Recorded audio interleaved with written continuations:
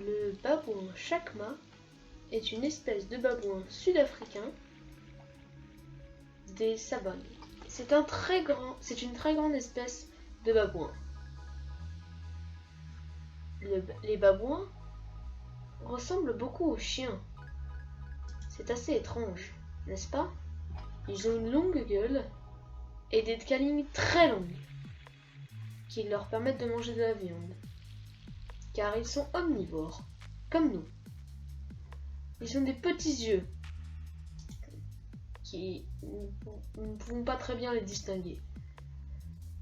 Par contre, leur grande gueule et leurs grandes narines sont facilement distinguables.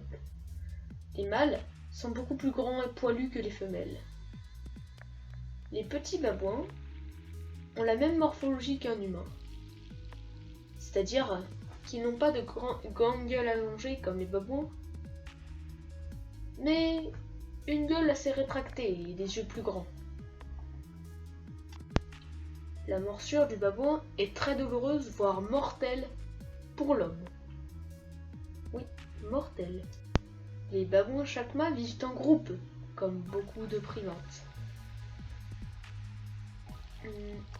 Il est dirigé par un mâle dominant, souvent un vieux mâle, ou un très jeune mâle très fort. Le poids des mâles adultes varie de 21 kg à 45 kg, et pour les femelles, de 12 kg à 30 kg.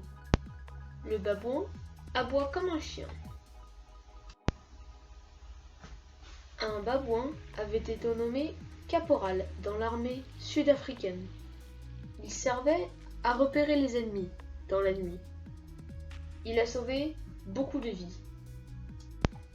Le babouin chacma est aussi appelé chacma. Mais c'est la plus grande espèce de babouin, enfin une des plus grandes.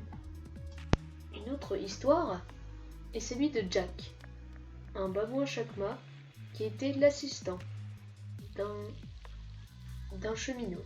Il servait à aiguiller les trains sur la bonne voie.